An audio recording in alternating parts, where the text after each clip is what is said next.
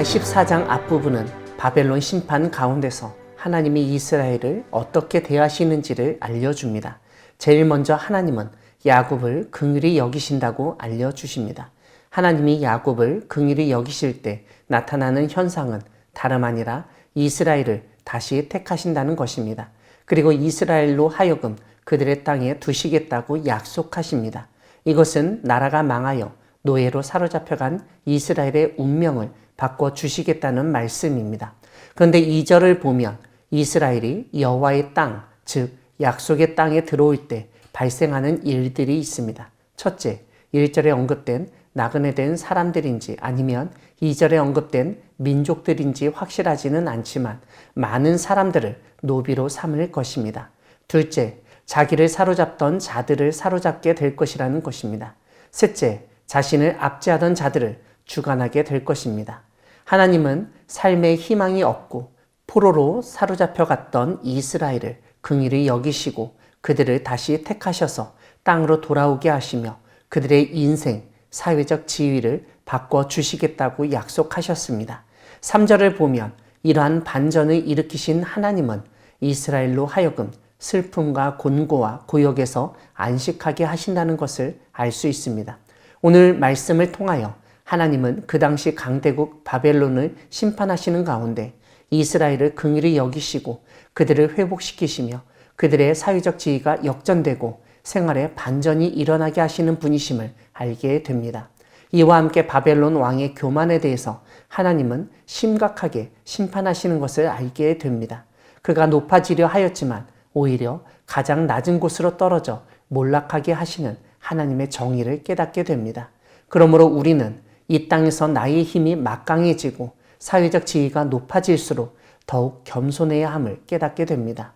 오늘 본문 뒷부분에서 하나님은 아수르 심판 예언을 통해서 이 세상은 힘으로 통치하고 힘으로 모든 것이 결정되는 세상이 아니라 하나님의 계획, 하나님의 경영에 의해서 통치되고 결정된다는 사실을 알려줍니다.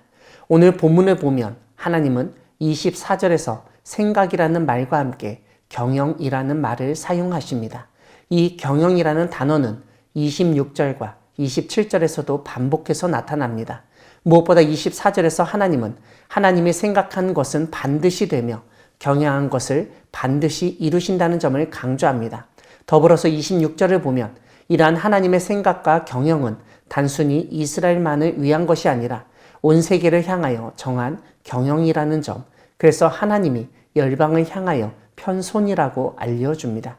그러므로 우리를 압도하고 때로는 우리를 지배하고 억압하는 세력이 있더라도 너무 불안해하거나 절망하지 마시기 바랍니다. 언젠가 그 세력을 없애시고 그 세력으로부터 우리를 해방시키실 하나님의 선하신 계획을 믿으며 담대히 살아가는 우리 모두가 되기를 소망합니다. 우리가 하지 못한 생각을 생각하시고 우리 힘으로 도저히 이룰 수 없는 일을 이루시는 하나님이 우리가 짊어진 멍에와 짐을 벗어버리게 하시고 참 자유와 평안을 누리며 하나님을 온전히 섬기도록 도와주실 것입니다. 오늘 본문 마지막 부분은 블레셋에 대한 예언입니다. 29절을 보면 블레셋을 치던 막대기가 언급됩니다. 우리가 앞에서 살펴보았지만 하나님은 아수르를 진노의 막대기이며 이 아수르는 애굽처럼 막대기로 시온을 때리는 존재였습니다. 그러므로 블레셋을 치던 막대기 역시 아수르로 볼 수 있습니다. 그 막대기가 부러졌다는 것은 디글랏 빌레셀 3세가 죽었다는 의미입니다. 아마 블레셋 사람들의 눈에는 그들의 정세 판단으로는 아하스도 죽고 디글랏 빌레셀도 죽었으니 자기네 세상이 되리라 여겼을 것입니다. 하지만 하나님은 그들이 기뻐하는 가운데 기뻐하지 말라고 그들이 얼마나 무시무시한 침략과 보복을 당할 것인지를 알려주십니다.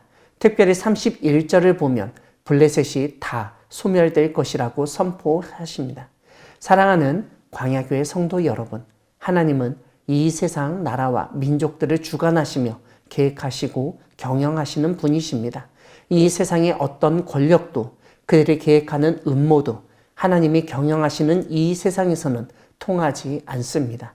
무엇보다 하나님은 그런 음모와 위협 속에서 하나님의 백성을 보호해 주십니다.